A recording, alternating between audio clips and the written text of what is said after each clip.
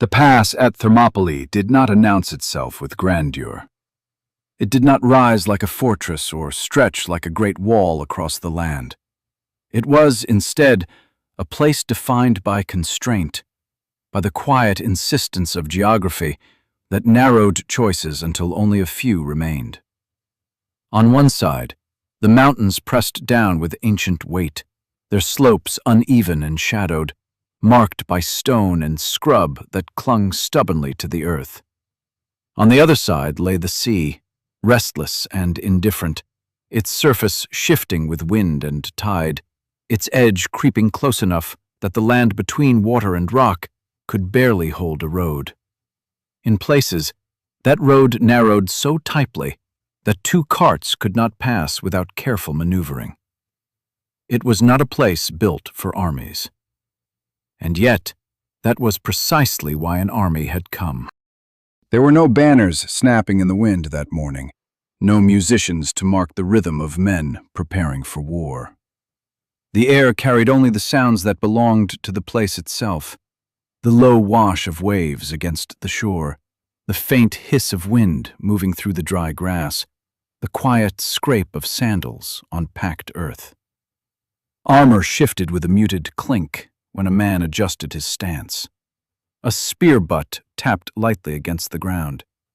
These were not the sounds of spectacle. They were the sounds of waiting. The men who stood there did not yet know how they would be remembered. They did not speak in lines meant for history, nor did they carry themselves as figures in a story already written. They were soldiers, drawn from different cities, bound together not by long-standing unity, but by necessity. Some had marched for days to reach this place. Others had arrived only recently, still carrying the fatigue of the road in their limbs. They stood shoulder to shoulder now, looking north along the narrow approach, where the land curved slightly and vanished into distance. Somewhere beyond that bend, an army moved toward them, an army so vast that even its own commanders could not see its full length at once. This was not the story told in polished fragments, where courage stands alone against overwhelming odds, and the outcome is shaped into something clean and inevitable. The truth was more complicated, more human. It was shaped by decisions made in council chambers and temples, by arguments that stretched late into the night, by fear that settled quietly into the minds of men who understood what was coming. It was shaped by alliances that had formed reluctantly, by rivalries that had not fully faded, and by the simple, unavoidable reality that no single city could face what was approaching alone. Thermopylae was not chosen by accident. It was chosen because it forced a larger force to become smaller, because it took the advantage of numbers and pressed it into a narrow line where only a fraction could be used at any moment. It was chosen because it offered a chance, not of victory in the grand sense, but of delay. Time mattered now more than anything else. Time for cities further south to prepare. Time for ships to gather and position themselves in waters where they could fight on equal terms. Time for decisions that could not be rushed, even as the world seemed to demand it. The ground itself bore signs that this place had been used before. There was an old wall, long neglected, its stones weathered and displaced by years of wind and rain. It had once marked a boundary, a line drawn by men who understood the value of this narrow passage. Now, hands had begun to restore it.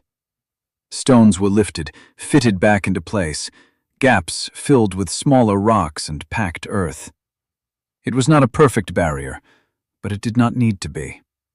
It served as a point of alignment, a place where men could anchor themselves, where shields could meet and form a continuous line.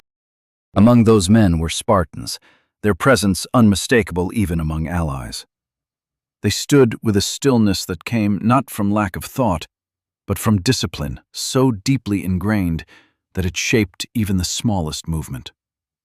Their armor was practical, worn not for display but for use. Bronze helmets covered their faces, leaving only narrow openings for the eyes. Their shields, large and round, were held close, not resting loosely, but positioned as if they might be needed at any moment. They spoke little. When they did, it was in short exchanges, direct and without excess. Yet they were not alone. Men from other cities stood beside them, Arcadians, Corinthians, Phocians, Thespians, each with their own reasons for being there. Some had come out of obligation to the alliance. Others had come because the alternative, submission, carried its own cost. They brought with them different styles of armor, different accents in their speech, different ways of understanding the same unfolding crisis. And still, here in this narrow place, those differences had to be set aside, at least for a time. Behind the line, the camp stretched in a loose arrangement shaped by necessity rather than design. Fires had burned through the night, their embers now reduced to faint warmth beneath ash. Waterskins were passed between men. Simple food was eaten without ceremony. There was no abundance here, only what could be carried and shared. Attendants moved quietly, checking straps, adjusting loads, ensuring that weapons remained within reach. The routines of preparation were familiar, repeated often enough that they required little thought. Beyond the immediate presence of the soldiers, the land carried other signs of life. The hot springs that gave the place its name released a faint, sharp scent into the air, rising in thin wisps that drifted across the ground. The water seeped through cracks in the earth, leaving damp patches that darkened the soil. It was a reminder that this place had existed long before the armies came, and would exist long after they were gone. Far to the north, though unseen from the pass, another world was in motion. Orders had been given in distant cities, carried across vast distances by riders who did not stop except to change horses.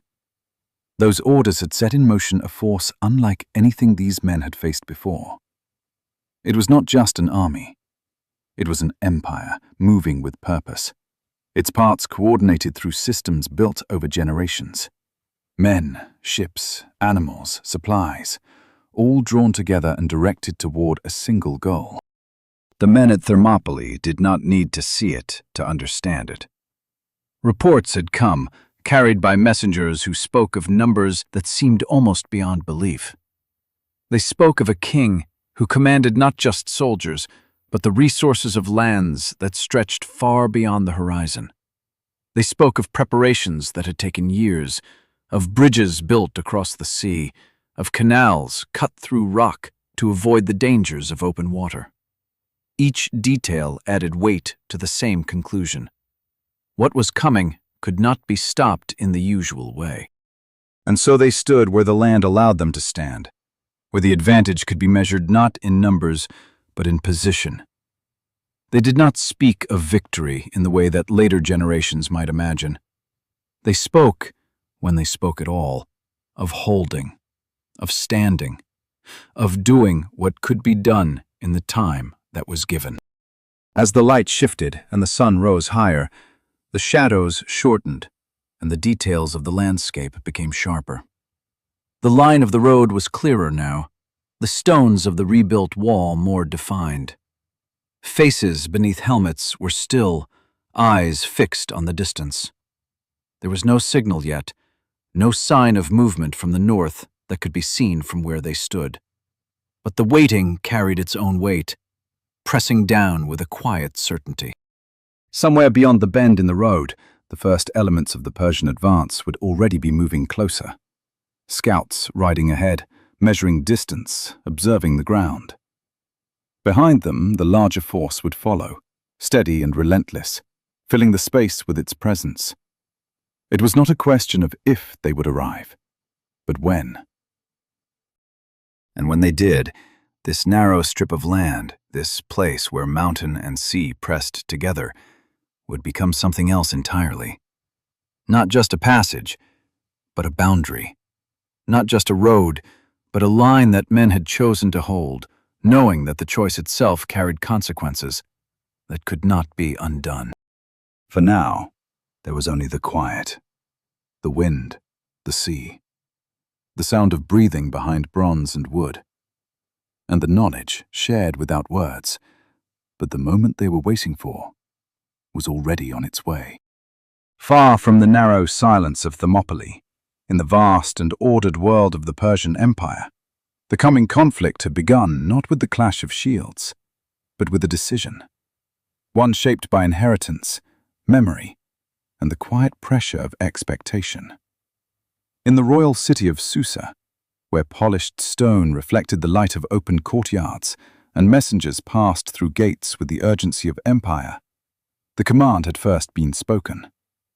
It did not echo. It did not need to.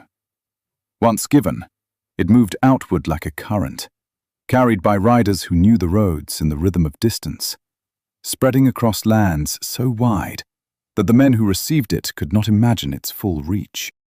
The king who gave that order was Xerxes, son of Darius, ruler of an empire that had grown through conquest, diplomacy, and the careful weaving together of many peoples under a single authority.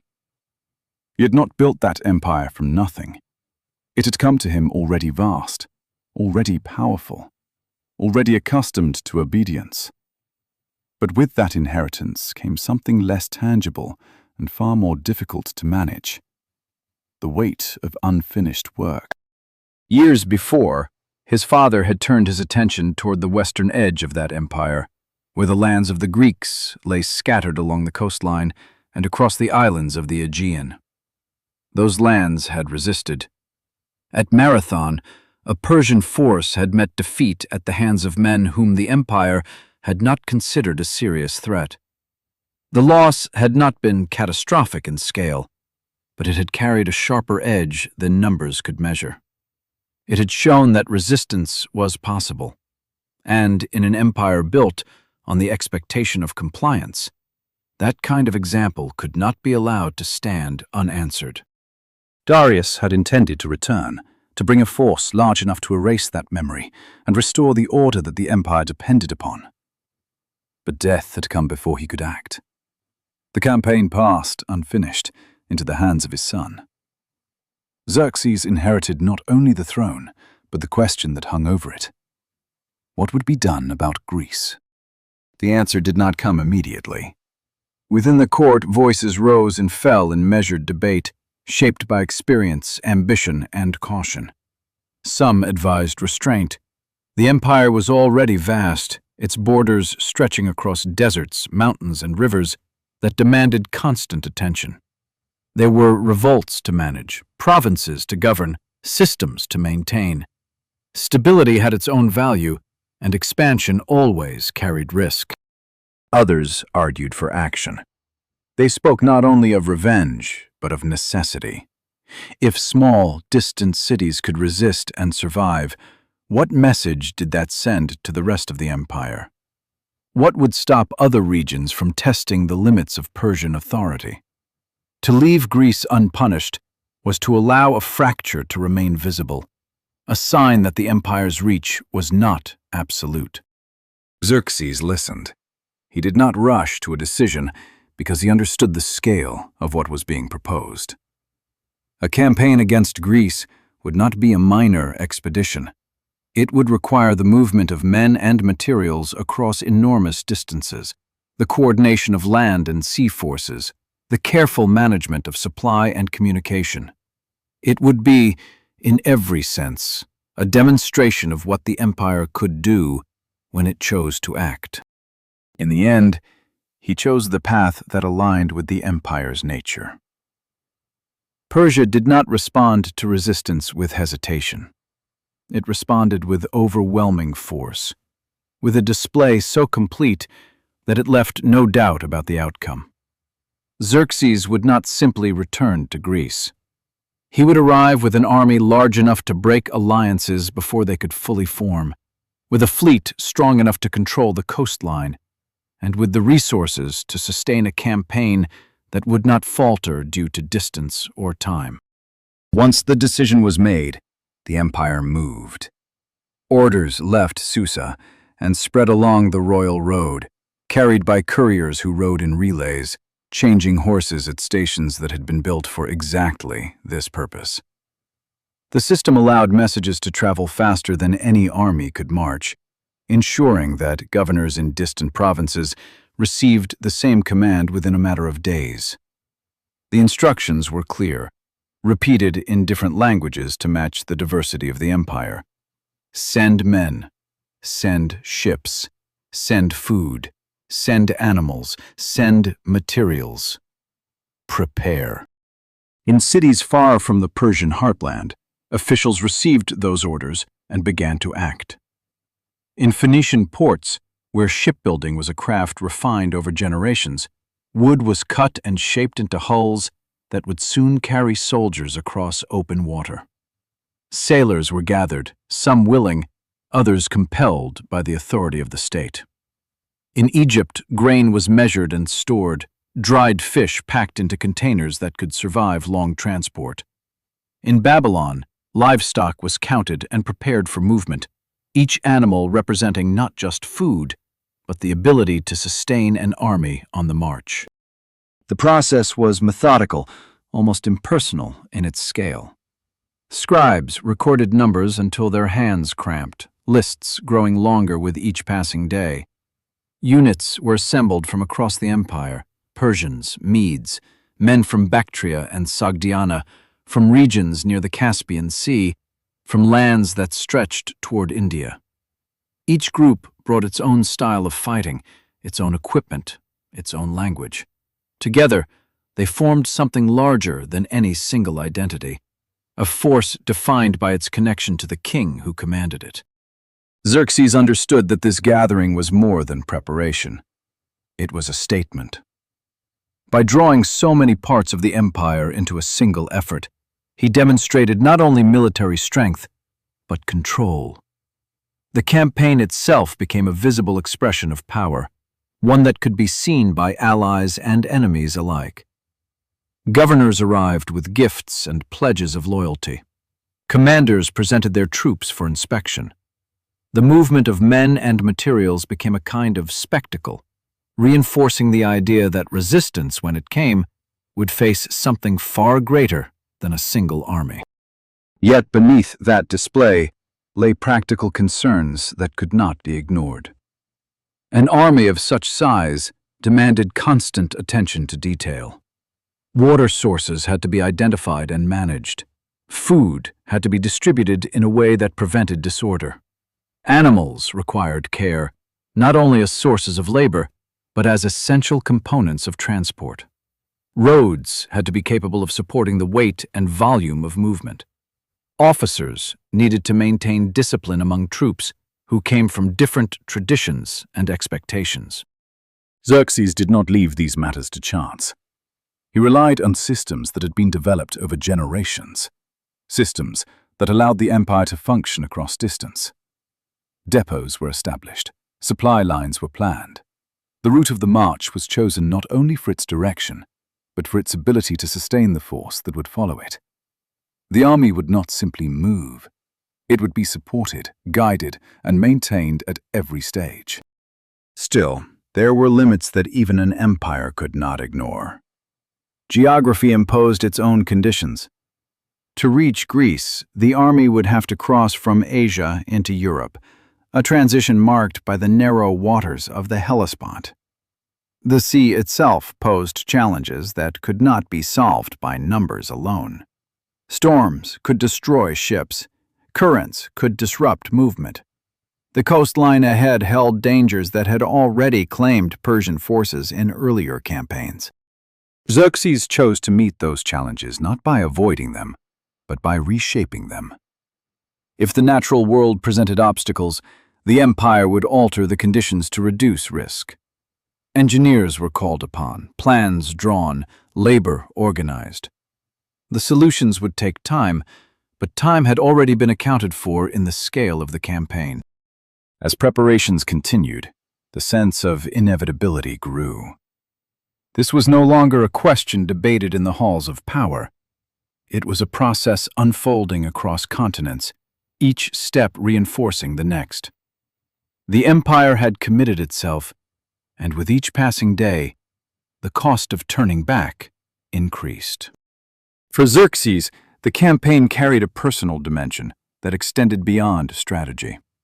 Success would affirm his authority, both within the empire and beyond it. Failure would do the opposite, raising doubts that could spread through the same networks that carried his orders. He had chosen a path that allowed no easy retreat. The weight of that choice settled not in a single moment, but in the accumulation of decisions that led inevitably toward war. And while the machinery of the empire moved forward, gathering strength and momentum, the lands that lay in its path began to feel the first distant tremors. Reports traveled ahead of the army, carried by traders, by travelers, by those who had seen the preparations and understood what they meant. The story grew with each telling, numbers increasing, details sharpening or blurring depending on who spoke them.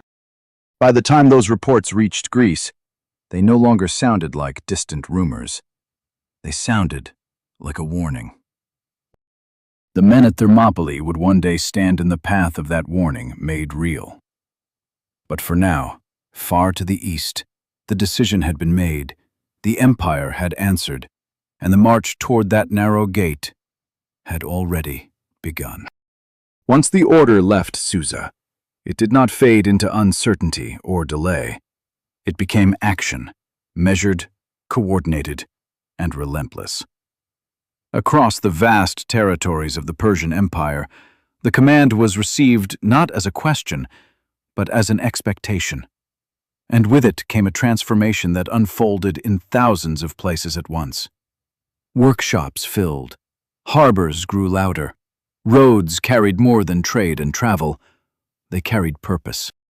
In the ports of Phoenicia, where the scent of salt and resin clung to the air, shipwrights worked from sunrise until darkness made their tools useless.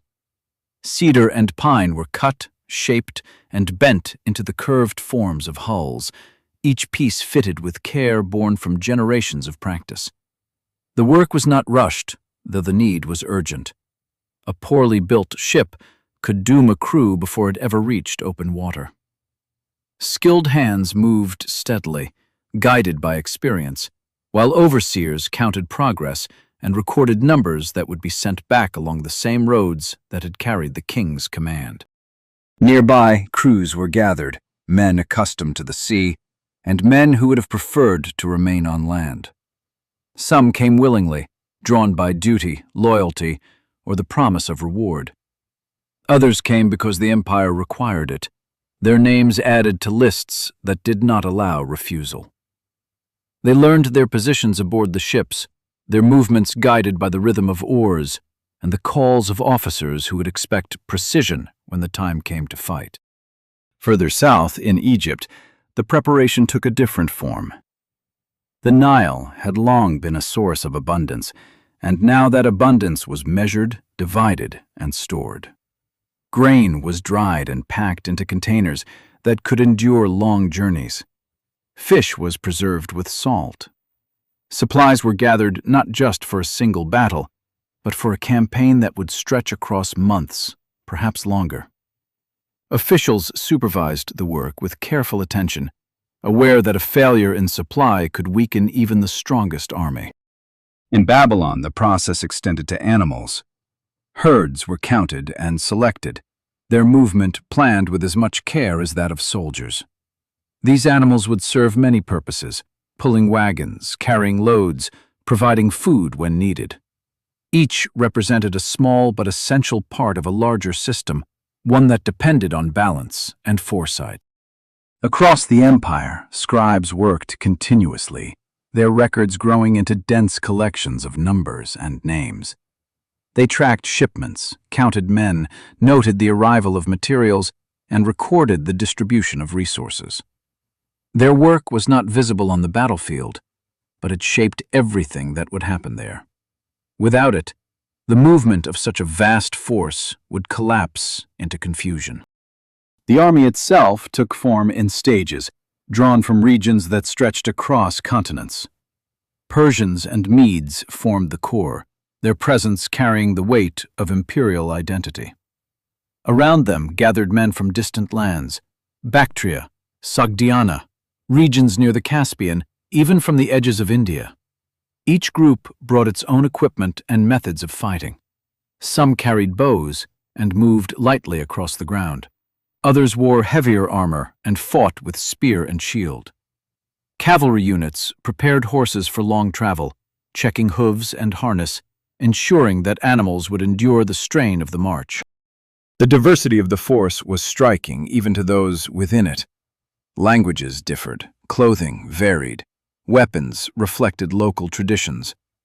Yet all were bound by a single structure of command, one that extended from local officers up through ranks of authority to the king himself. Orders moved downward through this structure, while reports flowed upward, creating a system that allowed the empire to function despite its scale. Alongside the army, the navy gathered strength. Ships from Phoenician cities formed a significant part of this force, their crews experienced in navigation and combat at sea. Egyptian vessels joined them, bringing their own designs and capabilities. Even Greek sailors from Ionian cities under Persian control were included, a reminder that the conflict ahead would not be a simple division between East and West, but a complex struggle shaped by overlapping loyalties. The coordination between land and sea became a central concern. The army would move along routes that allowed the fleet to support it, carrying supplies and providing flexibility in transport. This dual movement required careful timing. A delay on land could leave ships without purpose. A disruption at sea could strain the army's resources. Officers worked to align these movements, understanding that success depended on their ability to function as a single system. As the preparations expanded, the strain on resources became more visible.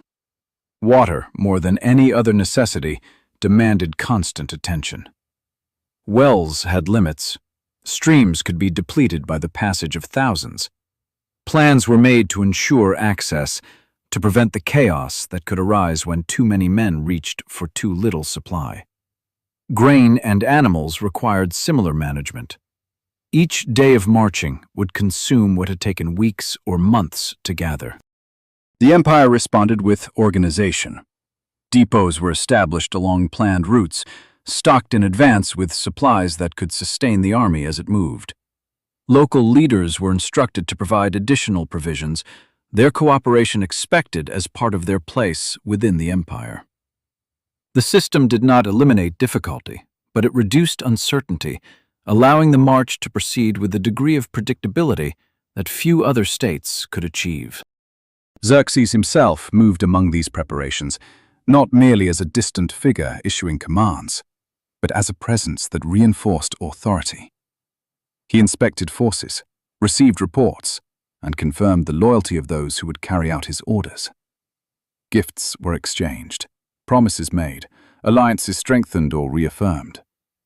The campaign became a gathering point for the empire's leadership, a moment in which power was both exercised and displayed. There was also an element of theater in these actions, though it was not empty.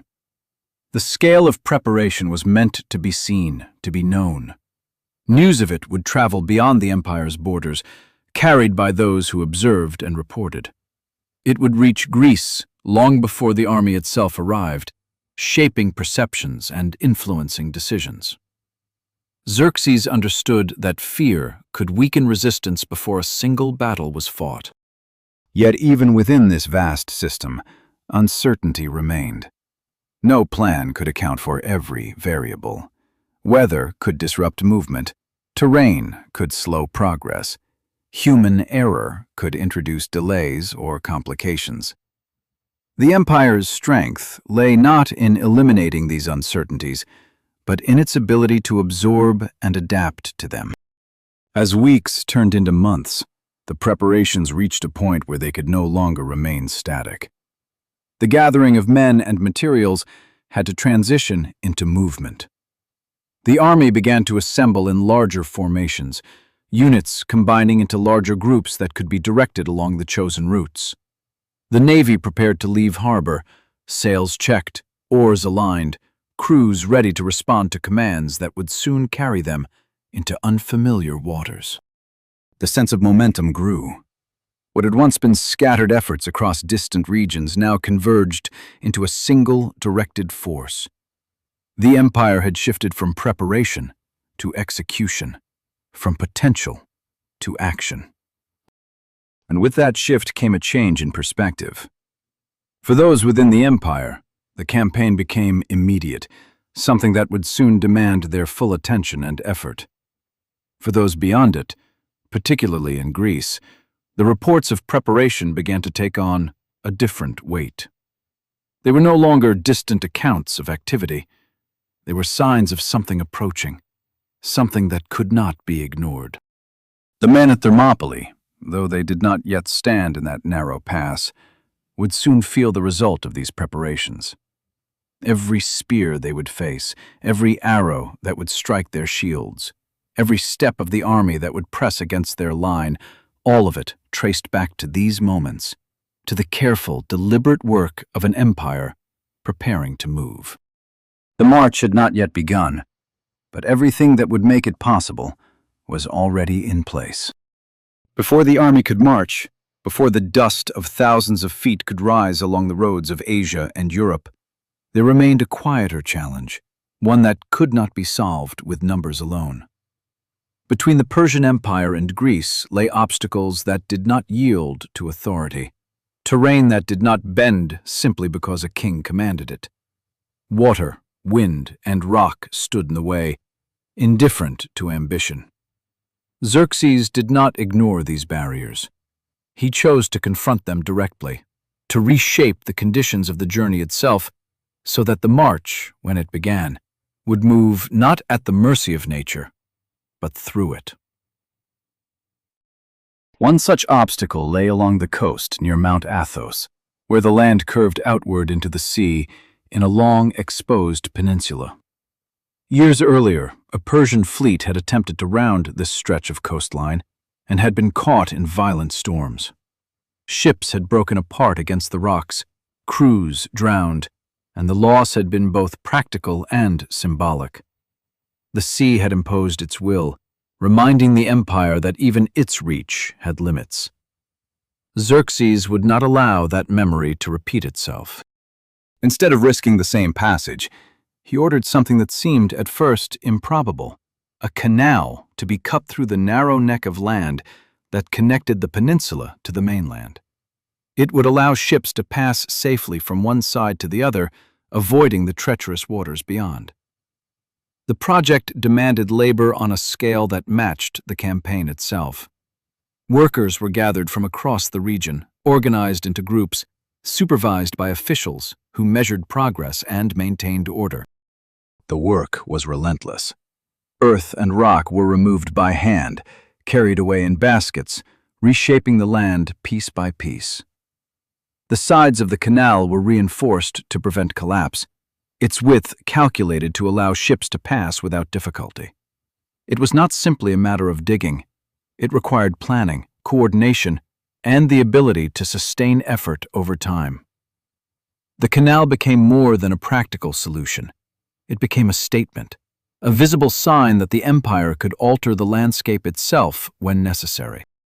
Further north, another challenge waited at the narrow waters of the Hellespont, where Asia and Europe faced each other across a stretch of sea that was both a boundary and a passage. To move an army across it required more than ships. It required a crossing that could carry men, animals, and wagons in a continuous flow, without the delays and risks that separate transport would impose. Engineers were tasked with creating that crossing. Their solution was as bold as it was complex. Bridges formed from boats, anchored in place and connected to create a stable surface over the water. Ships were brought together and aligned side by side, their positions fixed against the current by heavy anchors. Cables were stretched across them, binding the structure together. Over this, planks were laid to form a roadway, and barriers were added along the sides to protect those who would cross from wind and wave. The first attempt did not succeed. Storms rose, winds shifted, and the force of the water tore the structure apart. Ships broke free, cables snapped. The bridge that had seemed solid dissolved under pressure that could not be controlled. The failure carried more than practical consequences. It challenged the image Xerxes sought to project, the image of a king whose will could shape outcomes, whose plans could overcome obstacles. The response was swift. Repairs began almost immediately, with adjustments made to address the weaknesses that had been exposed. Stronger cables were used. Anchors were set with greater care. The alignment of ships was reconsidered, taking into account the patterns of current and wind. The work proceeded under close supervision, with the understanding that this crossing was not optional. It was essential. When the bridges were completed, they stood as something both practical and symbolic. They turned the sea into a road, allowing the army to move as if the water itself had been subdued. The crossing that followed was not a single moment, but a process that unfolded over time, measured in the steady movement of men and materials. Troops approached in long lines, their progress controlled by officers who ensured that order was maintained. The sound of the crossing was not dramatic. It was steady, almost mechanical, the rhythm of footsteps on wooden planks, the creak of ropes under tension, the low murmur of voices carrying commands. Animals hesitated at times, sensing the unfamiliar surface beneath them, and had to be urged forward. Wagons rolled carefully, their wheels guided to prevent slipping. The scale of the movement made it impossible to hurry. Each unit had to cross in sequence, maintaining spacing to avoid overwhelming the structure. Supply trains slowed the pace, as did the need to manage animals and equipment. Yet the process continued without interruption, a continuous flow from one continent to another. Ancient accounts would later exaggerate the numbers involved, turning the crossing into something almost beyond belief. Modern estimates are more restrained, yet they still describe a force of remarkable size. What mattered was not the exact figure, but the reality it represented. An army large enough to require such measures, and an empire capable of executing them. Once across, the army entered Europe not as a scattered collection of units, but as a coordinated force, its movement supported by the systems that had been built to sustain it. The Navy moved along the coast, maintaining contact, ready to provide supplies or transport when needed. The land and sea elements of the campaign advanced together, each reinforcing the other. The engineering feats that had made this possible did more than solve immediate problems. They shaped perception. For those within the empire, they reinforced confidence in its capabilities. For those beyond it, particularly in Greece, they added to the growing sense of something vast and determined approaching from the east. Reports of the canal, of the bridges, of the crossing itself spread ahead of the army. They were repeated in marketplaces and council chambers, each telling carrying a mixture of fact and interpretation. Some details were embellished, others were misunderstood, but the core message remained consistent. The Persian king had found ways to overcome obstacles that might have stopped others. This mattered because it suggested that distance and terrain would not provide the protection that some might have hoped for. The invasion would not be delayed by natural barriers. It would arrive, supported by preparation, and shaped by decisions that had already accounted for the challenges ahead. As the army moved westward, the memory of those engineering works traveled with it, not as physical structures, but as evidence of intent. They marked the beginning of a campaign that had been planned in detail, executed with precision, and driven by a determination that did not yield easily. For the men who would stand at Thermopylae, these distant efforts would soon become immediate reality. The army that approached them would not be disorganized or uncertain. It would be the product of careful preparation, of obstacles overcome, of an empire that had already demonstrated its ability to shape the world to its needs. And so, as the bridges held and the canal fulfilled its purpose, the path toward Greece was no longer theoretical. It was open. When the last of the bridges held firm against the current and wind, and the engineers stepped back from their work with the quiet certainty that nothing more could be done, the moment that had been building across the empire finally arrived. It did not begin with a shout or a signal meant to inspire. It began with movement, measured, deliberate, and unbroken. The army of Xerxes stepped onto the bridges at the Hellespont and began its passage from Asia into Europe, not as a scattered force, but as a single, continuous line that would take days to complete. The crossing unfolded with a rhythm that reflected the discipline of the system behind it. Units approached in order, guided by officers who understood that speed mattered less than stability. The wooden planks beneath their feet shifted slightly with each step, held in place by ropes and anchors that strained under the combined weight of men, animals, and wagons. The sound was constant, a low, layered murmur of footfalls, creaking timber, and the quiet commands that kept the flow steady. Soldiers moved with their equipment secured, shields slung or carried, spears angled upward to avoid striking those ahead.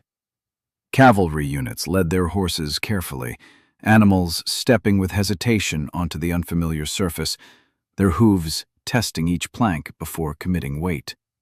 Some resisted at first, pulling back against their handlers until firm hands and steady pressure guided them forward. Behind them came wagons loaded with supplies, their wheels turning slowly, each rotation a small risk that had to be managed. There was no single vantage point from which the entire movement could be seen. The line stretched beyond sight in both directions, its scale revealed only in fragments. A man standing at one end could not imagine the full extent of what was happening, only the immediate reality of those around him, the press of bodies, the sound of the sea below, the steady pull forward. Xerxes himself observed the crossing, positioned where he could witness the result of the work he had ordered. This was more than a logistical necessity. It was a moment that embodied the campaign itself. A demonstration that the empire could move across boundaries that might have stopped others. The sea, which had once been an obstacle, had been transformed into a passage. The crossing took time. It could not be hurried without risking collapse. Each segment of the army had to pass in sequence, maintaining spacing to prevent strain on the structure. Supplies moved alongside soldiers, ensuring that the force would remain sustained once it reached the far shore. The process was as much about patience as it was about scale. Ancient accounts would later describe the crossing in terms that bordered on the impossible, numbers swelling to emphasize the magnitude of the event. Modern interpretations are more cautious, yet they still point to a force far larger than anything most Greek cities could assemble on their own. The exact number mattered less than the imbalance it represented. Xerxes had created a situation in which sheer scale would pressure his opponents before battle even began. As the army reached the European side, the nature of the campaign shifted. Preparation gave way to execution. The ground beneath their feet was no longer part of the empire's established core, but it was not unfamiliar territory either. The Persians had moved through these regions before, had established routes and systems that could support continued advance. The army did not disperse upon arrival. It maintained its structure, units forming into columns that could be directed along planned paths. The navy moved in parallel along the coast, its presence ensuring that supplies could be delivered and that communication between land and sea remained intact. This coordination allowed the campaign to retain flexibility, adapting to conditions as they arose. The march itself began with a pace that balanced urgency and sustainability. Too fast, and the army would exhaust itself and strain its resources.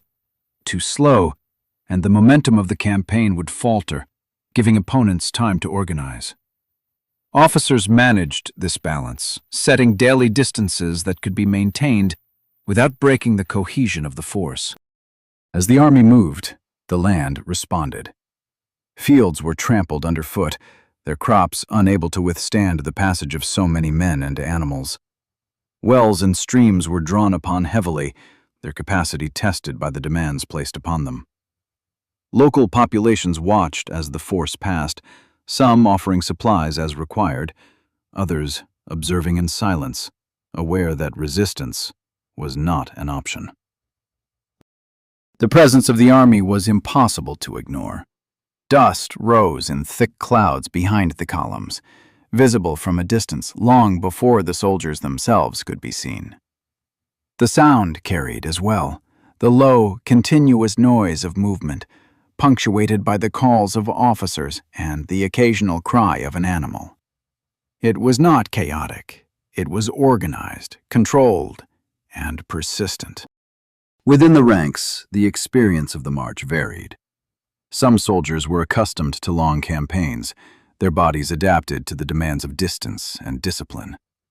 Others felt the strain more acutely, their steps growing heavier as the days passed. Yet the structure of the army allowed it to absorb these differences. Units supported one another, officers maintained order, and the system as a whole continued to function.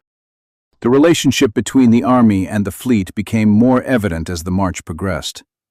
Ships moved along the coastline, sometimes visible from the land, their sails catching the light as they paralleled the movement of the troops. They carried supplies that reduced the burden on the land routes, allowing the army to move with greater efficiency. This dual movement created a sense of inevitability. The campaign was not dependent on a single path or method. It advanced through multiple channels, each reinforcing the other. To oppose it would require coordination and strategy, not just courage. As Xerxes advanced, reports traveled ahead of him, carried by those who had seen the army and understood its scale. These reports changed as they moved, details added or altered by each retelling. Some emphasized the number of soldiers, others the wealth and splendor of the king. Still others the engineering feats that had made the crossing possible. In Greece, these reports arrived with increasing frequency. They were discussed in public squares, in council chambers, in the shaded spaces of temples where decisions were often made. Leaders listened, weighing the information against their own expectations and fears. Even when the details were uncertain, the overall picture was clear. A force of unprecedented size was moving toward them. The effect was not uniform. Some cities reacted with urgency, preparing for defense, gathering supplies, calling up men of fighting age. Others hesitated, considering the possibility of submission as a way to avoid destruction. The diversity of response reflected the political landscape of Greece, where unity was never guaranteed and decisions were shaped by local concerns as much as by shared identity. For Xerxes, the march carried a purpose beyond immediate conquest. It was designed to create pressure, to force choices before battles were fought. A city that surrendered without resistance reduced the need for conflict and reinforced the perception of Persian dominance. A city that resisted could be used as an example, its fate demonstrating the cost of defiance. Each mile westward increased the stakes. The further the army moved from its base, the more it relied on the systems that had been put in place. Yet it also increased the psychological weight of the campaign. Turning back became less likely with each step, the investment of time and resources binding the army to its path. By the time the leading elements of the force approached the regions that bordered Greece more directly, the campaign had already achieved part of its goal. It had created a sense of inevitability, a pressure that forced decisions even before the first major battle. The men who would stand at Thermopylae were not yet in position, but the world around them was changing. The crossing into Europe had turned preparation into presence. The army was no longer a distant possibility. It was a reality moving steadily closer, its path defined, its purpose clear. And with each step, the distance between that vast force and the narrow pass grew smaller.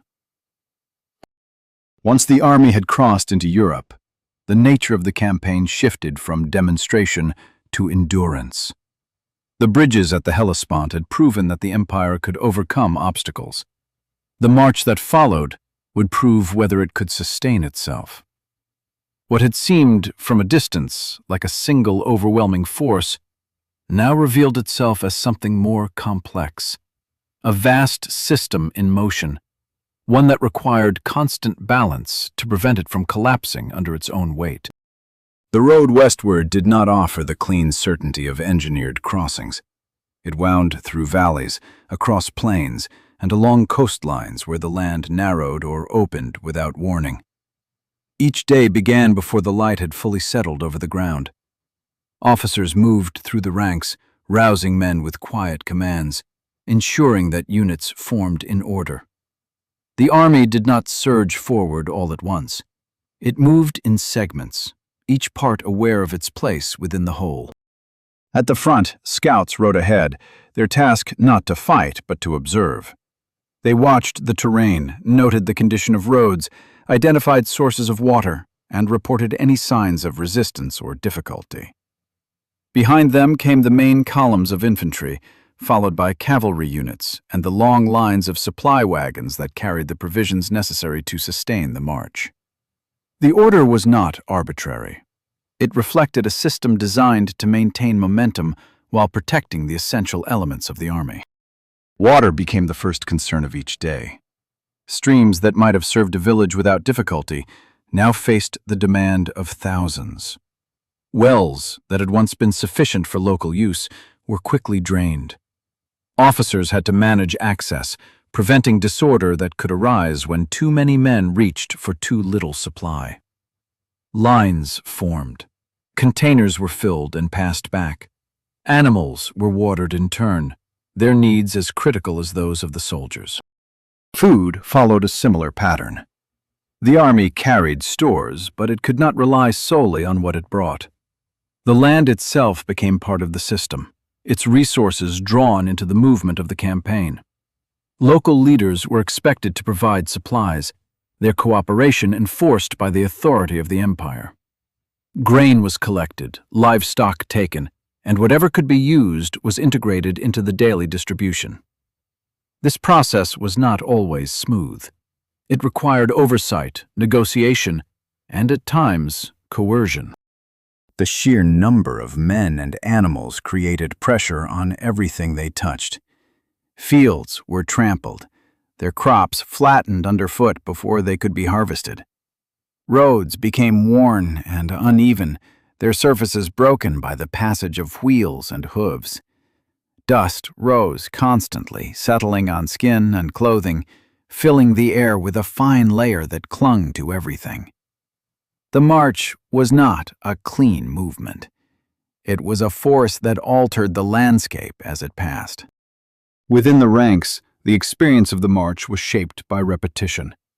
Each day followed a pattern that became familiar, even as the terrain changed. Wake, assemble, move, rest, move again. The rhythm was steady, designed to conserve energy while maintaining progress. Soldiers learned to pace themselves, to manage their strength over distance rather than in short bursts.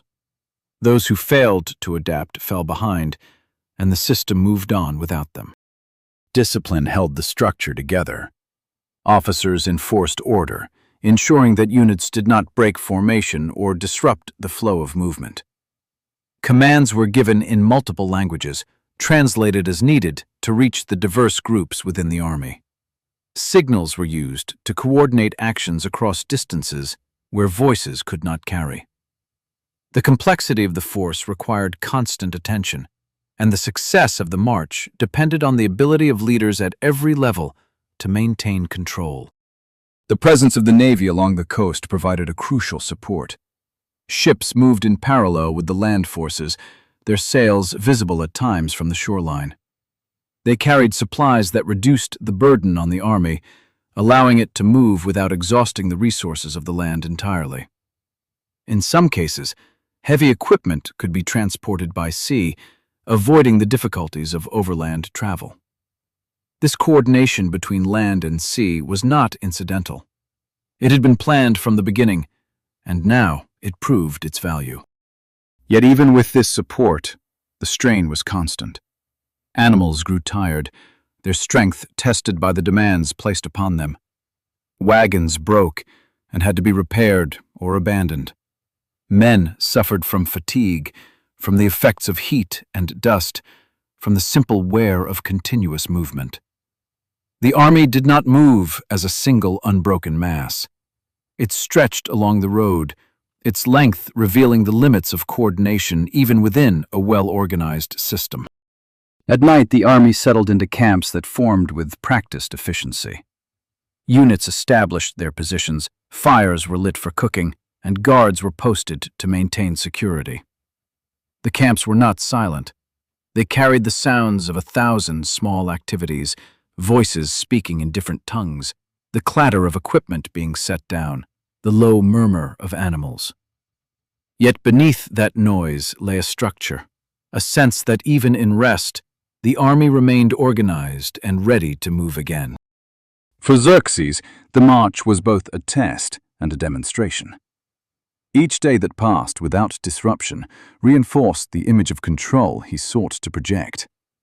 The army moved not as a chaotic mass, but as a system that could sustain itself across distance. This mattered not only for the practical success of the campaign, but for the message it sent to those who watched its progress. And it was watched. News of the army's movement traveled ahead of it, carried by those who had seen the columns pass and understood their scale. These reports reached Greek territories with increasing frequency, each one adding to the growing awareness that something unprecedented was approaching. The reports varied in detail, but they shared a common tone. They spoke of numbers that seemed impossible to match, of an army that stretched beyond sight, of a king who commanded resources from lands that many Greeks had never seen. They spoke of organization, of discipline, of a force that did not appear to falter as it moved. In the cities of Greece, these reports forced decisions. Leaders gathered in councils, listening to messengers who arrived with dust still clinging to their clothes. They asked questions, seeking clarity in details that were often uncertain. How many men? How fast were they moving? What routes were they taking? The answers were not always precise, but the overall picture was clear enough to demand action. Some cities began to prepare. Stores of grain were measured and secured. Men of fighting age were called to assemble, their training intensified in anticipation of what lay ahead. Walls were inspected, repaired where necessary. Ships were readied, their crews organized and drilled. The sense of urgency grew with each report, shaping the rhythm of daily life. Others hesitated. The scale of the Persian force made resistance seem uncertain at best, impossible at worst. For these cities, the question was not how to fight, but whether to fight at all. Submission offered survival, though at the cost of independence. Resistance offered the possibility of freedom, but also the risk of destruction. The march of Xerxes' army did not force a single response. It created a spectrum of choices, each shaped by local conditions and perspectives. Yet all of those choices were influenced by the same underlying reality. The army was coming, and it was not slowing. As the days passed and the army moved closer to the Greek mainland, the distance between preparation and confrontation narrowed. The systems that had sustained the march continued to function, carrying the force forward with steady momentum. For the men who would stand at Thermopylae, this movement was no longer an abstract concept. It was a presence that could be measured in days rather than months. The reports they had heard would soon be replaced by sight, by the direct experience of an army that had crossed continents to reach them. And when that moment came, The weight of the march, the organization, the preparation, the relentless advance, would press against the narrow space where they stood, testing whether position and discipline could withstand the force that had been built to overcome everything in its path. The first warnings did not arrive as certainty. They came as fragments, reports carried by men who had seen something vast and struggled to describe it in terms that others could understand. A trader returning from the north spoke of columns of soldiers that did not seem to end. A sailor described ships gathering in numbers that crowded the horizon. A messenger, his horse spent and foam-flecked, delivered words shaped by urgency rather than precision. Each account differed in detail, yet all pointed in the same direction. Something immense was moving toward Greece. In the cities of the Greek world, these reports spread quickly, carried from harbor to marketplace, from marketplace to council chamber. They were repeated in quiet conversations and in public assemblies, each retelling, sharpening certain details while softening others. Numbers grew as they passed from one voice to another. Distances shrank. The unknown pressed closer with each telling. Officials listened first. In Athens, in Sparta, in Corinth, and beyond, men responsible for decision-making gathered to hear what was known, or what could be known. Messengers stood before them, dust still clinging to their clothes, their voices strained from long travel. They spoke of Xerxes, of the crossing into Europe, of the steady movement of an army supported by ships that followed the coastline. They spoke of preparations so vast that it seemed less like a campaign and more like a force of nature, something that could not be turned aside by ordinary means. The reaction was not uniform. Some leaders responded immediately, issuing orders with a clarity that left little room for debate.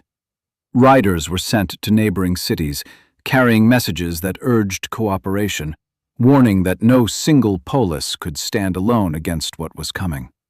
Stores of grain were counted and secured. Armories were opened, weapons inspected, repaired, and distributed. Men of fighting age were called from their homes and fields, their days shifting from routine labor to preparation for war. In cities with walls, masons were summoned to inspect defenses that had long been taken for granted. Weak sections were reinforced, gates repaired, mechanisms tested. The work was practical, physical, and urgent, carried out under the understanding that time was limited. Each stone set into place was an attempt to delay what might otherwise arrive too quickly. In coastal cities, attention turned to the sea. Ship captains walked along the piers, examining hulls for damage, checking rigging and sails, ensuring that vessels could be made ready without delay. Crews were assembled, oars counted and stored, provisions loaded. The rhythm of preparation took on a different form here, shaped by the demands of naval warfare. Yet even as these actions unfolded, uncertainty remained. The Greek world was not a unified state. It was a collection of independent cities, each with its own interests, its own history, its own reasons to distrust or cooperate with its neighbors. Old rivalries did not vanish simply because a new threat appeared. They lingered, influencing decisions in ways that could not be ignored. Some cities hesitated, weighing their options with caution. The Persian Empire had a reputation for offering choices: submission in exchange for safety, or resistance followed by destruction. For smaller states, the calculation was not simple. To resist meant aligning with others, trusting in an alliance that might not hold under pressure. To submit meant survival, but at the cost of independence and identity. In certain regions, that choice was made quickly. Earth and water, the traditional symbols of submission to Persia, were sent as offerings. These gestures signaled acceptance of Persian authority, a decision shaped by fear, pragmatism, or both. For those who made it, the immediate threat diminished. For those who chose to resist, the stakes grew higher. Athens reacted with a sense of urgency shaped by years of internal debate. The city had not always agreed on its direction. Political arguments had divided its citizens, shaping policies that influenced both land and sea. Yet in this moment, those earlier decisions began to reveal their significance. The investment in ships, the emphasis on naval strength, these choices now formed the foundation of Athens' response. In the harbor at Piraeus, the result was visible. Rows of triremes lined the shore, their hulls drawn up onto slips, their forms reflecting careful construction and maintenance. Men moved among them with purpose. Carpenters fitting joints, laborers sanding planks, blacksmiths shaping metal fittings that would hold the vessels together under strain. Themistocles, one of Athens' leading figures, had argued for this focus long before the Persian threat became immediate. He had seen the potential of naval power, had pushed for the use of silver from the mines at Laurion to fund the construction of a fleet. At the time, his arguments had been contested, debated in assemblies where citizens weighed competing visions of the city's future. Now, as the reports of Xerxes' advance reached Athens, those earlier decisions took on new meaning. The ships were not enough on their own. They required crews, men who could row in unison, who could respond to commands with precision, who could endure the physical demands of naval warfare. These crews were drawn from the city's population, including those who might not have held wealth or status, but who now found themselves essential to the defense of their home. Their training intensified, their movements synchronized through practice that turned individual effort into collective strength. Sparta, by contrast, approached the situation with a different rhythm. Its society was structured around discipline, its citizens trained from youth for war. Yet even here, the response was shaped by factors that extended beyond immediate necessity. Religious obligations and civic traditions imposed limits on how and when action could be taken. Festivals and rituals, deeply embedded in Spartan life, could not simply be set aside without consequence. The ephors, Spartan officials responsible for governance, received the same reports that reached other cities. They weighed them carefully, balancing the urgency of the threat against the constraints of their system. Spartan kings held authority in war, but that authority operated within a framework that demanded adherence to law and tradition. Decisions could not be made in isolation. They required consideration, discussion, and agreement. At the same time, Sparta faced internal concerns that influenced its choices. The Helot population, bound to the land and essential to the Spartan economy, required constant management. A large-scale military campaign risked leaving the city vulnerable, its stability dependent on the careful allocation of forces. Every decision carried multiple layers of consequence, extending beyond the immediate threat of invasion. Across Greece, the recognition grew that no single city could face Xerxes alone. The scale of the Persian force made that clear. What had once been a landscape defined by rivalry now demanded cooperation, however uneasy that cooperation might be. Representatives began to travel, gathering in places where discussions could take place, where decisions could be shaped collectively rather than individually.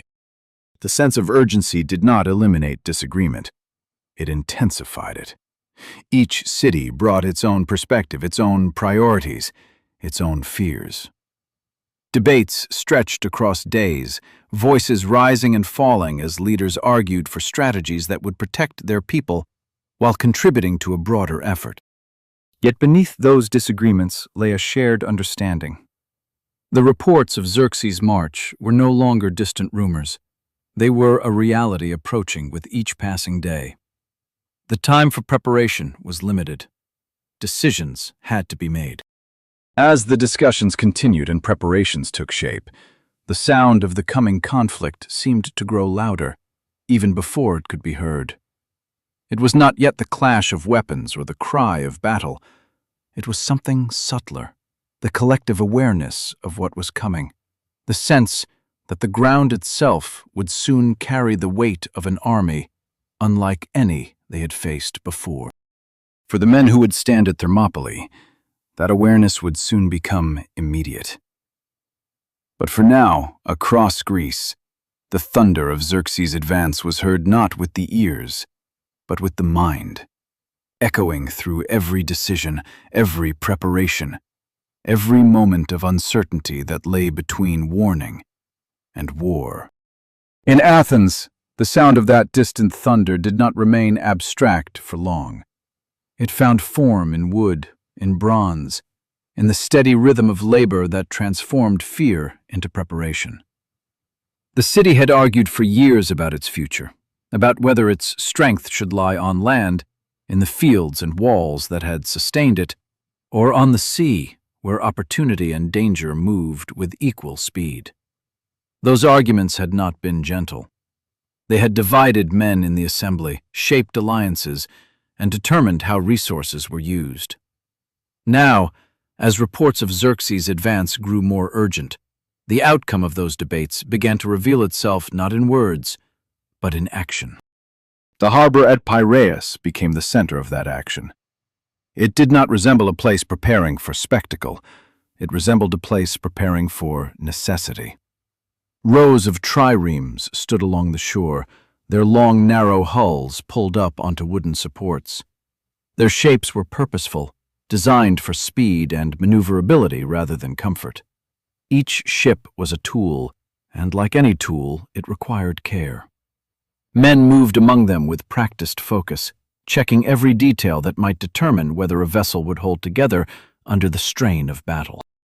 Carpenters worked with steady hands, fitting joints that had to endure not only the movement of the sea, but the force of impact when ships collided. The wood itself, cut, shaped, and dried, carried the memory of forests far from the harbor, transformed into something that could carry men into conflict. Blacksmiths hammered metal fittings into place, securing the structures that held each vessel together. The sound of their work rang through the air, sharp and regular, a counterpoint to the low murmur of voices and the distant wash of water against the shore. The ships demanded more than construction. They demanded maintenance, constant and attentive. Oars had to be kept straight, their surfaces smoothed to prevent splintering under repeated use. Rope had to remain dry, its fibers protected from the weakening effects of moisture.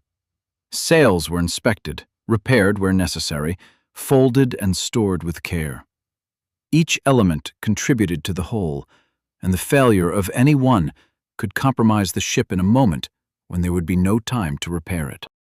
Yet the ships themselves were only part of the equation. A trireme without a crew was little more than a structure of wood and metal.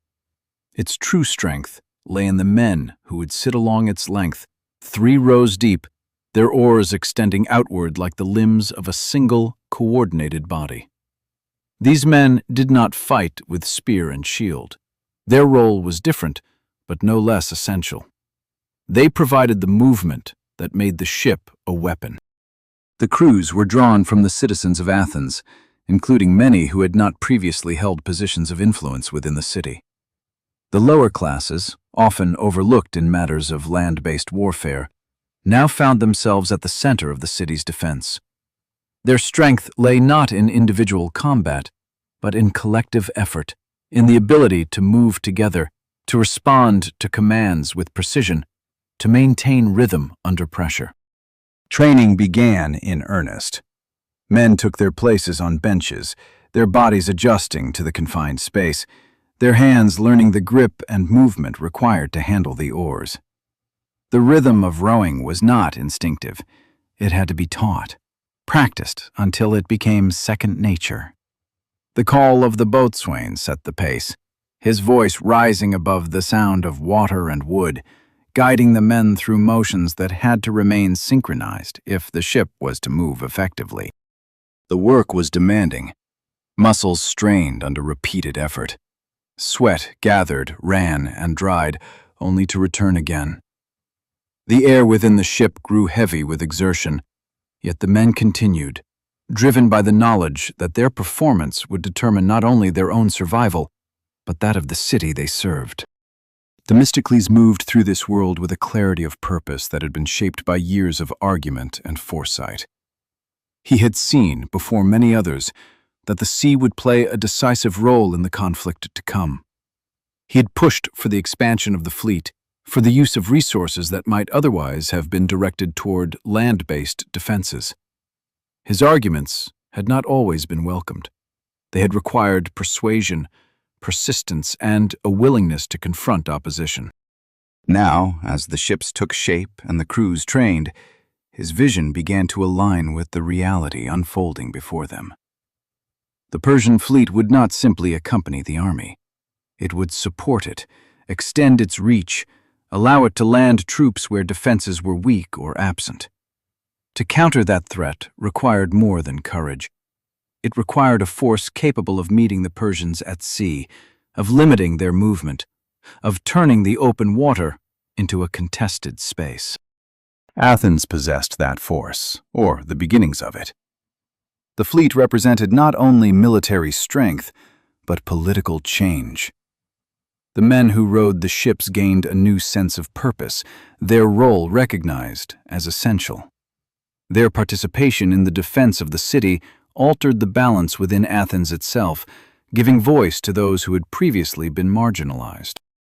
Beyond the harbor, the city adjusted to the demands of preparation. Assemblies were called, where citizens gathered to hear proposals, to debate strategy, to vote on decisions that would shape their future. These gatherings were not quiet. Voices rose, arguments unfolded, and the weight of uncertainty pressed against every conclusion. Some advocated for strengthening defenses on land, for preparing to meet the Persians directly. Others supported the naval strategy, arguing that control of the sea would provide flexibility and protection. The decisions that emerged from these assemblies were not perfect. They were shaped by compromise, by the need to balance competing priorities. Orders were issued, supplies were gathered, plans were made to coordinate with other Greek cities to align efforts in a way that could counter the scale of the Persian advance. For the people of Athens, the preparation was not confined to those who would fight. Families began to consider what might happen if the city could not be held. Valuables were gathered, moved to places thought to be safer. Conversations shifted from daily concerns to questions of survival, of what could be carried, what might be left behind. The sense of urgency did not eliminate routine entirely, but it altered it.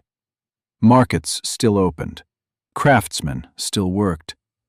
Yet beneath these familiar patterns lay an awareness that everything was changing. The city was preparing not just for a battle, but for a transformation that could reshape its future. At the edge of the harbor, where land met water, the ships stood ready, their forms reflecting the effort that had gone into their creation. The men who would crew them continued their training, their movements growing more precise with each day. Themistocles watched this process with the understanding that what he had helped build would soon be tested. The sea, which had long been a source of trade and connection, would become a battlefield.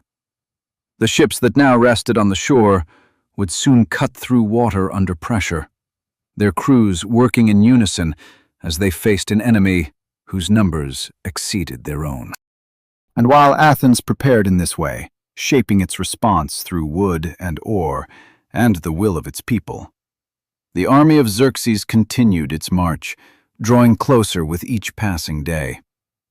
The two forces, one built on land, the other on sea, were moving toward a convergence that would define not only the fate of cities, but the course of history itself. For now, the harbor remained a place of preparation, but the quiet would not last. If Athens moved with the urgency of a city adapting to a new kind of war, Sparta moved with something slower, heavier, something shaped not by sudden fear, but by structure. Nothing in Sparta was done quickly simply because events demanded it. The city did not bend easily, even under pressure. Its strength came from a system that had been built over generations, a system that valued discipline, order, and adherence to law above all else. And it was that very system that now complicated its response to the greatest threat Greece had ever faced. Sparta did not look like other Greek cities. It had no grand walls rising around it, no visible boundary separating it from the land it controlled. Its strength did not lie in stone defenses, but in the men who lived within it. From childhood, Spartan boys were raised within a structure that shaped them into soldiers, their lives defined by training, endurance, and obedience. They learned to move as a unit, to suppress individual impulse in favor of collective strength, to endure hardship without complaint. By the time they reached adulthood, they were not simply men who could fight. They were men for whom fighting was an extension of identity. Their daily lives reflected that reality. Meals were shared in common, reinforcing bonds that extended beyond family. Training did not end with youth, but continued throughout adulthood, maintaining the discipline that defined Spartan society. Expectations were clear, enforced not through constant supervision, but through a shared understanding of what it meant to be Spartan. Yet this structure, so effective in shaping warriors, was also bound by rules that could not be ignored. Religion held a central place in Spartan life, not as an abstract belief, but as a system that guided action. Festivals, rituals, and observances were not optional. They were woven into the fabric of the city, shaping when and how decisions could be made. As reports of Xerxes' advance reached Sparta, the ephors, the officials responsible for governance, received them with the same seriousness shown elsewhere in Greece. They listened to messengers who described the scale of the Persian army, the movement of ships along the coast, the growing urgency among other cities. They understood what these reports meant, yet understanding did not immediately translate into action. The Spartan system required deliberation. Decisions were not made by a single individual acting alone. They were the result of consultation between different bodies of authority, the ephors, the council of elders, and the kings. Each had a role, each carried weight, and each contributed to the outcome. At the center of the military response stood the kings. Sparta maintained a dual kingship, a structure that divided authority while maintaining balance. In matters of war, a king would lead the army, carrying both practical command and symbolic significance. The decision of who would lead and when could not be separated from the broader considerations of the state. At this moment, one name emerged clearly: Leonidas. He was not a king who had always expected to rule. His path to the throne had come through circumstance as much as design, yet his life had followed the same rigorous pattern as any Spartan male. He had endured the agoge, the training system that shaped boys into soldiers. He had lived within the communal structures that defined Spartan adulthood. He understood, not in theory, but in experience, what was expected of him. Leonidas did not rush to act. He listened, observed, and waited as the system around him moved toward a decision. He understood the constraints that shaped that process. Sparta could not simply send its full army at once. The religious calendar imposed limits, particularly the festival of the Carneia, during which military action was restricted. At the same time, the Olympic Games approached, another event that carried obligations respected across the Greek world. These constraints were not excuses. They were realities that had to be managed. To ignore them would risk more than immediate consequences. It would undermine the structure that held Spartan society together. There were also internal concerns that could not be set aside. The Helots, a large population bound to the land and forced to serve Spartan households, represented both a foundation of the economy and a potential source of instability. A significant military campaign would remove many Spartan men from the city, creating a risk that had to be considered carefully. Every decision about war carried implications for security at home. The ephors weighed these factors with the seriousness they demanded. They could not ignore the threat posed by Xerxes, yet they could not abandon the principles that defined their society. The result was not hesitation, but calculation, a process that sought to balance immediate necessity with long-term stability. Meanwhile, the broader Greek world looked to Sparta with expectation. The city's reputation as a military power carried weight. Its hoplites were known for discipline and cohesion, their presence on a battlefield often enough to influence outcomes before fighting began.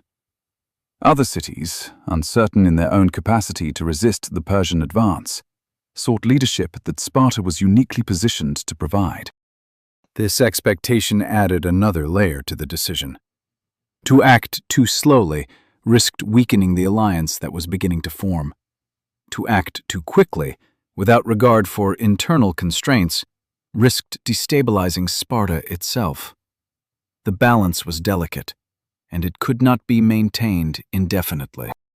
Leonidas stood at the center of this tension. He was not only a king, but a man shaped by the same expectations as those he would lead. He understood that whatever decision emerged, it would carry consequences that extended beyond the immediate moment. As discussions continued, a direction began to take shape. Sparta would not remain inactive. It would send a force north, led by Leonidas himself, to meet the Persian advance.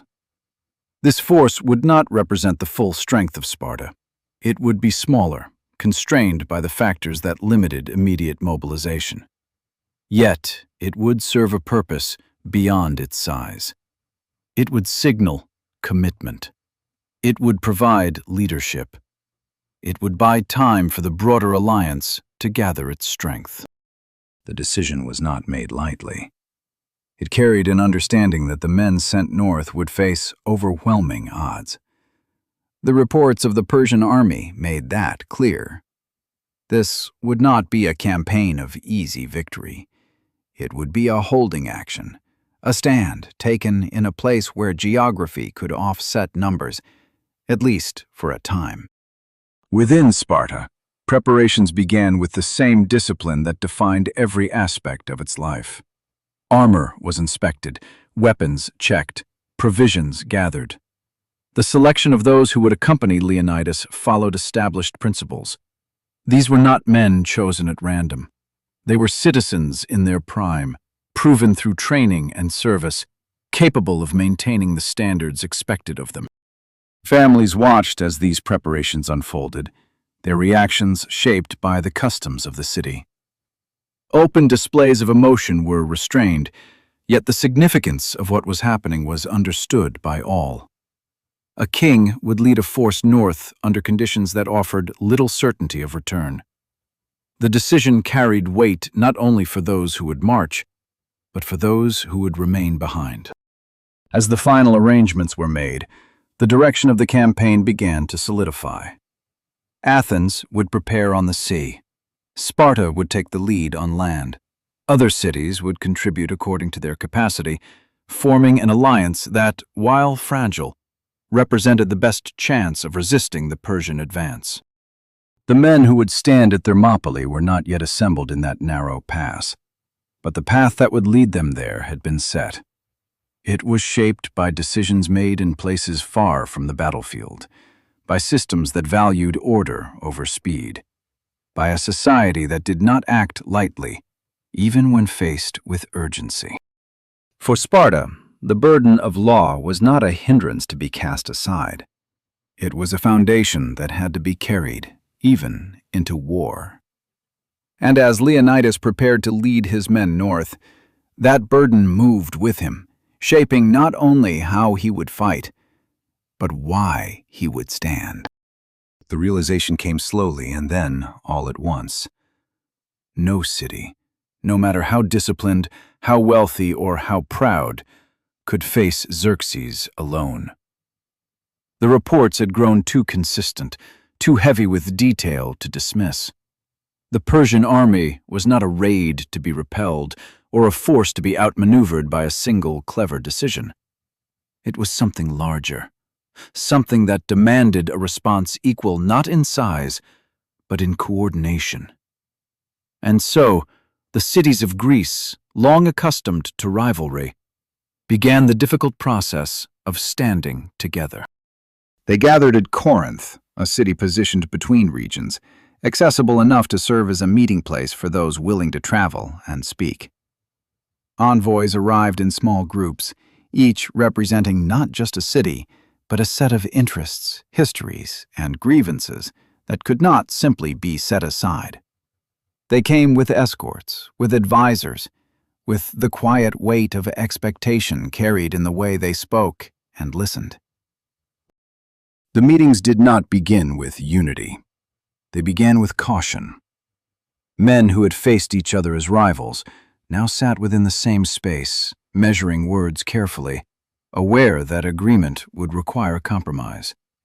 Old disputes lingered beneath the surface, shaping tone and posture. Some cities had fought each other within living memory. Others had competed for influence, for trade, for territory. None of that disappeared simply because a larger threat had emerged. And yet, the necessity remained. The Persian advance did not pause for Greek disagreements. Each day of delay favored the empire that moved with purpose, that had already committed itself to action. The envoys understood this, even when their words reflected hesitation. The discussions unfolded over time, shaped by argument as much as by agreement. Questions were raised, not in abstract terms, but in practical ones. Who would lead? Where would the defense be made? How many men could each city provide? What of the fleet, and how would it be coordinated with land forces? These were not simple matters. Each answer carried implications that affected not only the collective effort, but the survival of individual cities. Sparta's role emerged early in the conversations. Its reputation on land was difficult to ignore. Spartan hoplites were known for their discipline, their ability to hold formation under pressure, to fight as a cohesive unit rather than as individuals. Many among the envoys recognized that, if the alliance was to have a central authority on land, Sparta was the most natural choice. Athens, meanwhile, held a different kind of strength. Its investment in naval power had created a fleet that could not be matched by any other single Greek city. Themistocles' earlier arguments now carried weight beyond Athens itself. The sea would not be a secondary theater, it would be central to the defense. Control of coastal routes, the ability to prevent Persian landings behind Greek positions, these were not optional considerations. They were essential. The balance between Sparta and Athens was not without tension. Leadership, even when shared across different domains, required trust, and trust was not easily given. Athens had its own ambitions, its own sense of importance. Sparta carried authority that could feel like dominance. The alliance that formed between them was not built on simplicity, it was built on necessity. Other cities added their voices, their concerns, and their contributions. Corinth brought naval experience and ships that would strengthen the fleet. Aegina, with its own maritime tradition and rivalry with Athens, joined despite lingering distrust. Megara controlled key approaches near the Isthmus of Corinth, its position making it strategically important. Cities in central Greece offered knowledge of terrain, of passes and routes that could shape the movement of armies. Yet not all regions committed themselves fully. Some hesitated, their leaders weighing the risks of resistance against the consequences of submission. Others had already chosen to align with Persia, sending earth and water as symbols of acceptance. These decisions fractured the landscape further, creating uncertainty about who could be relied upon when the moment came. Even within the alliance, unity remained fragile. Agreements were reached, but they required constant reinforcement. Each city retained its identity, its priorities, its concerns about what might happen if the alliance failed. Cooperation was real, but it was not absolute. The map before them forced clarity. Xerxes would approach from the north, moving through regions that could not all be defended at once. The Greek forces would need to choose where to stand, where to make their resistance count. They could not match the Persians in open ground. The numbers alone made that clear. They needed a place where the advantage of scale could be reduced, where a smaller force could hold against a larger one. Geography offered an answer. Thermopylae, a narrow pass along the coast where mountains pressed close to the sea, stood out not because it was easy to defend, but because it forced the kind of engagement that favored disciplined infantry. The space was limited, the approach constrained. A large army could not deploy its full strength at once. It would have to move through the pass in smaller numbers, where formation and cohesion mattered more than sheer volume. At the same time, the sea offered its own point of control. The straits near Artemisium, close to the northern edge of Euboea, provided a position where the Greek fleet could meet the Persian navy under conditions that reduced the advantage of numbers. The waters there narrowed, limiting maneuverability and allowing smaller forces to contest larger ones more effectively. The two positions were not independent. They formed a single strategy, linked by necessity. If the pass at Thermopylae held, it would delay the Persian advance on land. If the fleet held at Artemisium, it would prevent the Persians from bypassing the pass by sea, landing troops behind the defenders.